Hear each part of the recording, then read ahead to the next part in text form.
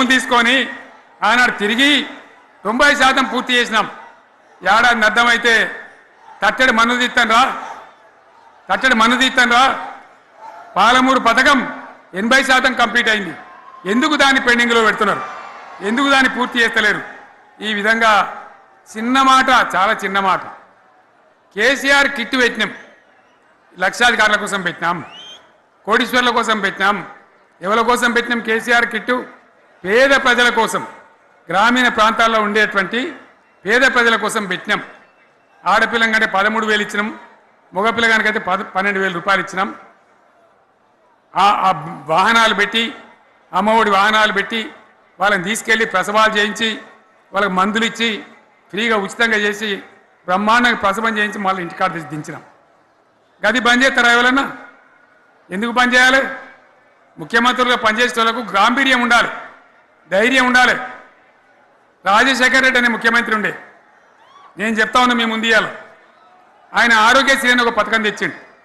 నేను ముఖ్యమంత్రి అయిన తర్వాత అడిగిన, హెల్త్ డిపార్ట్మెంట్ని పిలిచి అడిగిన, ఇదేం పథకమయ్యా బాగుందా అంటే, సార్ మంచిగుంది, ప్రజలకు లాభం అవుతుందని చెప్పింది.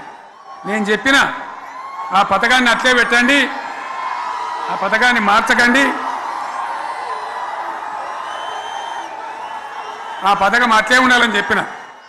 అక్కడ చెప్పడం కాదు, నేను అసెంబ్లీలో చెప్పిన, ఇది మా స్కీమ్ కాదు, కాంగ్రెస్ గవర్నమెంట్ ప్రారంభించింది, దాని పేరు కూడా మేము మారుస్తలేం, కానీ కొనసాగించాలని చెప్పినాం, కొనసాగించినాం. అది మీ అందరికి తెలుసు. ఇలా వీళ్ళు కేసీఆర్ ఆనవాళ్ళు లేకుండా చేస్తాం, కేసీఆర్ ముచ్చట లేకుండా చేస్తారా? ఇవాళ మనం కూడా సభ పెట్టుకుంటే ఎన్ని అడ్డంకులు దానికి. ప్రైవేట్ స్కూళ్ళు బస్సులు ఇస్తే వాళ్ళకు నోటీసులు ఇవ్వడం, అడుగడుగున ఆర్టీఏ అధికారులను పెట్టి పోలీసులను పెట్టి ట్రాఫిక్లు జామ్ చేయడం. ఇప్పుడు కూడా సభకు రావాల్సిన వాళ్ళు 1,50,000 మంది బయటనే ఆగిపోయింది. ఇటు హనుమకొండ దిక్కు, అటు హుజరాబాద్ దిక్కు, ఇటు సిద్దిపేట దిక్కు 3 రోడ్ల మీద కూడా జాములున్నాయి. నేను అడిగిన నాయకులు ఏంది అంటే, ఇబ్బంది అవుతుంది సార్, రానిత్తలేరు, మధ్యలో ఇబ్బందులు కలిగిస్తున్నారు, కొన్ని లారీలు తెచ్చి అడ్డం పెట్టాను పనికిమాలని అని చెప్పి జామ్ అయిపోయి అక్కడనే ఆగిపోయింది.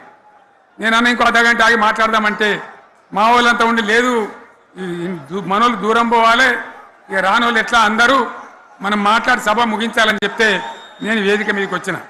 ఇన్ని అడ్డంకులు, ఇంత కడుపు ఆపుతారా? బీఆర్ఎస్ సభలను ఆపుతారా? ఈ ప్రపంచనాన్ని ఎవడాపుతాడు? ఆగబడితే ఆగుతుందా? నేను ఒక్క మాట పోలీసు మిత్రులకు మనవి చేస్తా ఉన్నా. ప్రజాస్వామ్యంలో ప్రజలకు అడిగే హక్కు ఉంటుంది, తప్పకుండా అడుగుతారు ప్రజలు. ఈ అడిగే హక్కును సోషల్ మీడియాలో బీఆర్ఎస్కు సోషల్ మీడియా వారియర్స్ ఉన్నారు, వాళ్ళు బ్రహ్మాండంగా పనిచేస్తున్నారు, ఖచ్చితంగా అడుగుతున్నారు ప్రజల తరఫున. ఇంత అన్యాయం జరుగుతుంటే చూడలేక సోషల్ మీడియాలో పనిచేసే తెలంగాణ బిడ్డలు ఇది ఏమన్యాయమే ఎట్లా అని చెప్పి ప్రభుత్వాన్ని ప్రశ్నిస్తూ ఉన్నారు, ప్రజలకు మద్దతుగా నిలబడతా ఉన్నారు. వాళ్ళ మీద కేసులు, వాళ్ళని పట్టుకపోవడు. పోలీస్ సోదరులను నేను అడుగుతా ఉన్నా, మీరెందుకు దునుకులాడుతుండ్రే? మీకేమక్కడ వచ్చింది? మీకొక్కటి చెప్తున్నా నేను, గ్యారంటీగా పోలీసు మిత్రులారా, ఇవాళ పోయి రాత్రి మీ డైరీలలో రాసుకోండి, మీ డైరీలలో రాసి పెట్టుకోండి. 100కు 100% ఇలా తెలంగాణ చెలరేగిన పరిస్థితికి మళ్ళా వచ్చేది బీఆర్ఎస్ గవర్నమెంటే. అది ఎవరు కూడా ఆపలేడు, అది ఎవరి తరం కాదు, ఎవరి వశం కాదు. మీకు తెలియదా? మీరు పోలీసు ఉద్యోగాలు చేస్తున్నారు, మీరు చదువుకోలేదా? మీకు కూడా విజ్ఞానం ఉంది కదా? వీళ్ళు దొంగ వాగ్దానాలు చేయలేదా? ప్రజలను మోసం చేయలేదా? ప్రజాస్వామ్యంలో ప్రజలకు అడిగే హక్కు లేదా? మీరెందుకు కేసులు పెడుతున్నారు? నాకు అర్థం కాదు. మీరెందుకు దునుకులాడుతున్నారు? మీరెందుకు బలైతారు? రేపు మీకు రాజకీయాలు ఎందుకు? మీ డ్యూటీ మీరు చేయండి. మేము బీఆర్ఎస్ ఎప్పుడు శాసనాన్ని ఉల్లంఘించం, చట్టాలను ఉల్లంఘించం. అయినా నేను ఒక్క మాట మళ్ళీ చెప్తా ఉన్నా, మీకు ఆల్రెడీ చెప్తా ఉన్నారు పార్టీ నుంచి, ఎక్కడ ఎవరిని మీ మీద అన్యాయం కేసులు పెట్టినా మన టీఆర్ఎస్ లీగల్ సెల్ వీరులు ఉన్నారు, మీరు భయపడే అవసరం లేదు. న్యాయస్థానాలని అక్కడ పోరాటం చేద్దాం. మీకు అండగా కేసీఆర్ ఉంటాడు, బీఆర్ఎస్ ఉంటుంది, అందరం ఉంటాం. ఇక ఈడికెళ్ళి నేను కూడా ఊకోను, నేను బయలుదేరుతా. యాందాకైనా మంచిదే. ఎవరెవరి సంగతి ఏందో, ఎవరైనా లెక్కేందో అన్ని కూడా లెక్కలు తీద్దామని మనవి చేస్తా ఉన్నా. ఈ రకంగా మనం ముందు పోవాలి. ఒక్క మాటలను ఉన్నదా? ఇవాళ ఈ ప్రభుత్వం, ఈ కాంగ్రెస్ నయవంచక ప్రభుత్వం సంక్షేమంలో ఫెయిల్, మంచినీళ్ళలో ఫెయిల్, పొలాలకు నీళ్ళు ఇవ్వడంలో సాగు నీళ్ళలో ఫెయిల్, కరెంటు సరఫరాలో ఫెయిల్, రైతు బంధులో ఫెయిల్, విత్తనాలు ఎరువులు సరఫరాలో ఫెయిలేనా? ధాన్యం కొనుగోళ్లలో ఫెయిల్, పల్లెలు పట్టణాల అభివృద్ధిలో ఫెయిల్, భూముల ధరలు పెంచడంలో ఫెయిల్. మరి దేంట్లో పాస్ అయిండు? ఎటుపడితే అటు ఒర్రుడు, దేవుళ్ళ మీద ఒట్లు పెట్టుడు, అబద్ధ వాగ్దానాలు చేసుడు.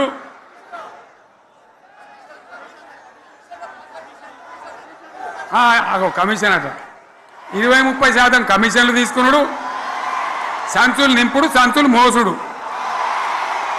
అంతేనా? కరెక్టేనా ఈ మాట అన్నా? కరెక్టేనా? నేను చెప్పి అన్ని ఫెయిల్ అయిందా ఈ ప్రభుత్వం? నిజమైతే ఒకసారి చేతులు లేవట్రా, దయచేసి స్టేజ్ మీద లేవట్రా. ఫెయిలేనా? ఈ మాట 20%, 30% కమిషన్లని నేను అంటలేను. ఎవరన్నారు? స్వయంగా ఆర్థిక మంత్రి ఛాంబర్కు పోయి 200 మంది కాంట్రాక్టర్లు వాళ్ళు లొల్లిపెట్టి మమ్మల్ని 20-30% కమిషన్ అడుగుతుండ్రు, ఇది ఏమన్యాయం అని చెప్పి సెక్రటేరియట్లో చెప్పిన మాట నేను చెప్తా ఉన్నా. ఈ విధంగా మాజీ సర్పంచులు పాపం వాళ్ళు పనిచేసిన మా బిల్లులు ఇవ్వమనంటే వాళ్ళ గోస ఉచ్చుకుంటా ఉన్నారు. వాళ్ళేం పాపం చేసిండ్రు? ఈ విధంగా ఘోరం. ఇంకా ఈ అందానికి ఏం మాట్లాడతారు? కేసీఆర్ నువ్వు రా అసెంబ్లీకి, నీ కాయగూకుడు ముచ్చట్లు తింటానికా? పిల్లలు అడిగితేనే మీరు జవాబు చెప్తలేరు. ఉన్నట్టు నిలబెడితే ఆ ఆర్థిక మంత్రి అసెంబ్లీలో లేచి 20% కమిషన్ తీసుకుంటాను కేటీఆర్ మాట్లాడితే ఆయన లేచి భుజాలు తడుముకుంటాడు. నీకెందుకయ్యా బాధ? నువ్వు తీసుకుంటేనే నీకు బాధ ఉండాలి కదా. లేచి పేదలు ఉల్లి పెడతా ఉన్నాడు ఆయన అసెంబ్లీలో. ఈ విధంగా చాలా గందరగోళంగా, అవివేకంతో, అజ్ఞానంతో చాలా ఘోరం చేసి అడ్డమైన మాటలని చెప్పింది. దాంతో మనం కూడా గోల్మాలైపోయినాం. తీర్థం పోదాం తిమ్మక్క అంటే వాడు గుల్లే, మనం సల్లే. ఆ గతికి తెచ్చింది ఇలా ప్రజల గతి. మరి మనం కూడా, ప్రజలు కూడా ఆలోచన చేయాలి. ఆవేశం కాదు. గాడిదలకు గడ్డేసి బలరకు పాల్పడితే వస్తాయా? మరి ఇప్పుడు ఏం చేయాలో ఆలోచించాలి. ఓ తమ్ముడు అన్నాడు హైదరాబాద్లో, ఆయన ఇల్లు కూడా కొడితే, కేసీఆర్ అన్నా యాడున్నావు, నువ్వు రావాలి. కత్తి వాంచేతలు పడితే యుద్ధం నన్ను చేయమని పడుతుంది. అంతేనా? ఇది కూడా విచారించాలి ప్రజలు. మీకు అర్థం కావాలని నేను చెప్తా ఉన్నా. అందుకే ఓడగొట్టుకున్న కాడనే వెతుక్కోవాలి. మీ వెంట బీఆర్ఎస్ ఉంటుంది, మీ వెంట కేసీఆర్ ఉంటాడు. 100% మళ్ళా తెలంగాణ విజయం సాధించాలి, గులాబీ జెండా ఎగిరేయాలి, అద్భుతమైన తెలంగాణ.